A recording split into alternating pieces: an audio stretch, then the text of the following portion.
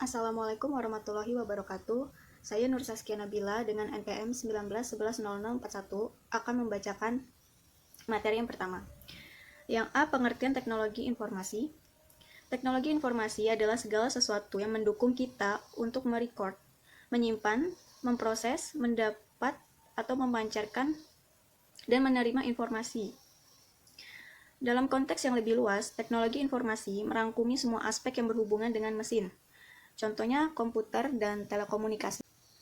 Kemudian yang B ada asesmen dalam bimbingan konseling. Asesmen merupakan kegiatan untuk mengukur seberapa jauh kemampuan atau kompetensi yang dimiliki oleh klien dalam memecahkan masalah. Asesmen yang dikembangkan adalah asesmen yang baku dan meliputi beberapa aspek yaitu kognitif, afektif, dan psikomotor. Dalam kompetensi dengan menggunakan indikator-indikator yang ditetapkan dan dikembangkan oleh guru BK atau konselor sekolah. Ada beberapa yang relevan untuk mengembangkan intervensi atau treatment yang efektif, efisien, dan berlangsung lama bagi klien. C. Kompetensi konselor tentang asesmen. Kompetensi konselor Indonesia yang telah disiapkan oleh APKIN yang tertuang dalam naskah akademik tahun 2007 menuntut para konselor sekolah untuk dapat menyelenggarakan bimbingan dan konseling yang mendirikan. Untuk menjawab tantangan itu, para konselor dihadapkan pada bagaimana memahami setiap peserta didik secara mendalam. Pemahaman terhadap peserta didik secara mendalam diawali dengan kegiatan asesmen. Oleh karena itu, kemungkinan untuk menggunakan komputer sebagai alat bantu asesmen untuk memperlancar kegiatan asesmen tersebut. Konselor dalam menguasai konsep dan praktik asesmen untuk memahami kondisi kebutuhan dan masalah konseling meliputi 1. Menguasai hakikat asesmen. 2. Memilih teknis asesmen sesuai dengan kebutuhan layanan bimbingan dan konseling. 3. Menyusun dan mengembangkan instrumen asesmen untuk keperluan bimbingan dan konseling. 4. Mengadministrasikan asesmen untuk mengungkapkan masalah-masalah konseling. 5. Memilih dan mengadministrasikan teknik asesmen mengungkapkan kemampuan dasar cenderung pribadi konseling. 6. Memilih dan mengadministrasikan instrumen untuk mengungkapkan kondisi aktual konseling berkaitan dengan lingkungan. 7. Mengakses data dokumen tentang konseling dalam pelayanan bimbingan dan konseling. 8. Mengungkapkan hasil asesmen dalam layanan bimbingan dan konseling dengan tepat. 9. Menetapkan tanggung jawab profesional dalam praktik asesmen. Menurut Stone 1981 menyatakan bahwa asesmen bimbingan dan konseling terbagi menjadi dua macam, yaitu asesmen teknik tes, yaitu kelebihan alat tes adalah alat tes dapat membandingkan perasaan dan keadaan tetapi tidak dapat meneliti kehidupan batin keduanya. Penggunaan teknik tes mengisyaratkan penggunaan kompetensi khusus yang hanya dapat diperoleh melalui jalur pelatihan sertifikasi tes psikologis dengan bimbingan dan konseling. Assalamualaikum warahmatullahi wabarakatuh. Perkenalkan, nama saya Afifah Nurlaila Sari dari Prodi Bimbingan dan Konseling semester 4 dengan NPM 19110007. Di sini saya akan melanjutkan presentasi selanjutnya mengenai asesmen teknik non-tes. Penggunaan asesmen teknik non-tes dimaksudkan untuk data tentang kehidupan batin, pikiran, emosi, dan minat. Dan ciri-ciri yang nampak secara umum yaitu karakteristik dan kemampuannya.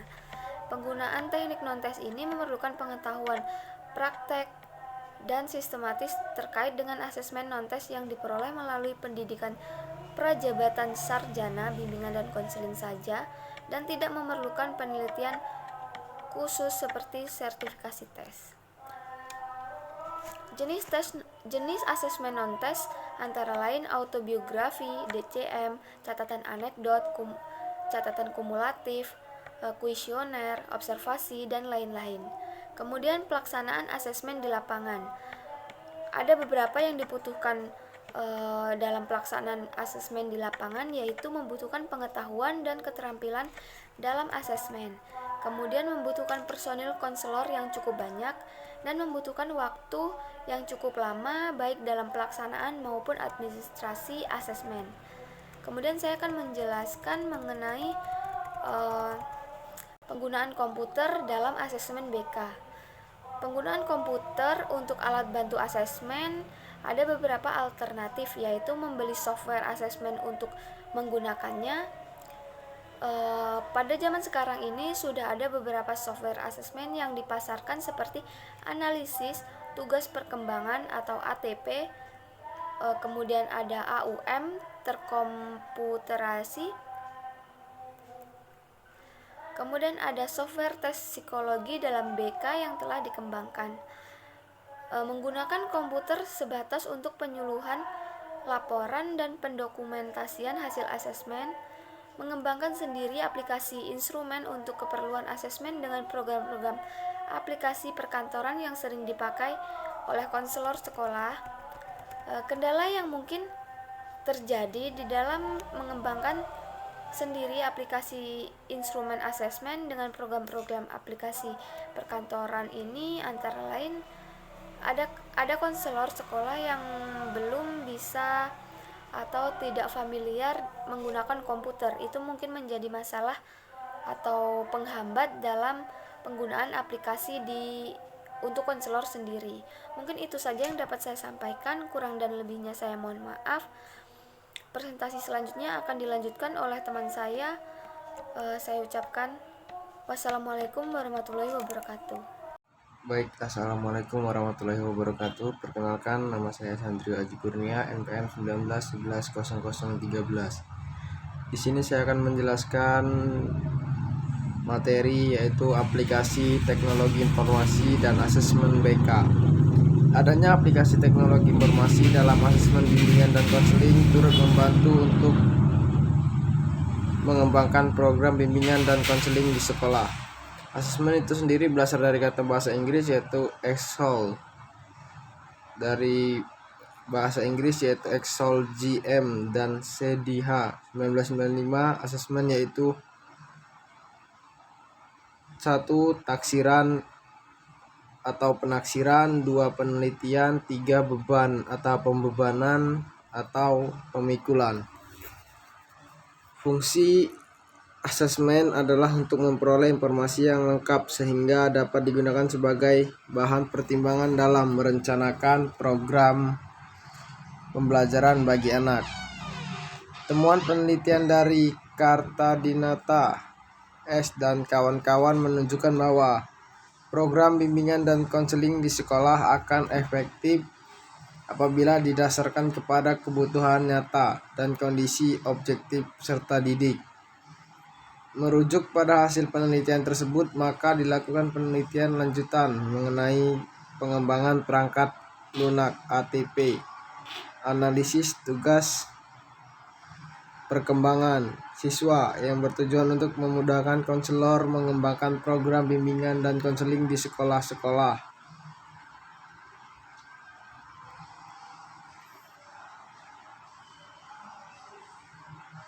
Perumusan ITP didasarkan pada hasil penelaahan terhadap tugas-tugas perkembangan peserta didik baik SD, SMP, SMA maupun perguruan tinggi.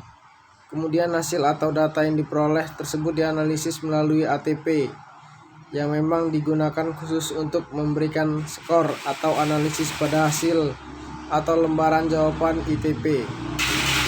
Hasil pengelolaan skor atau data dalam bentuk grafik akan memudahkan dalam pembacaan hasil. Dengan begitu, guru bimbingan dan konseling atau konselor bisa mengetahui tingkat perkembangan siswa yang dibimbingnya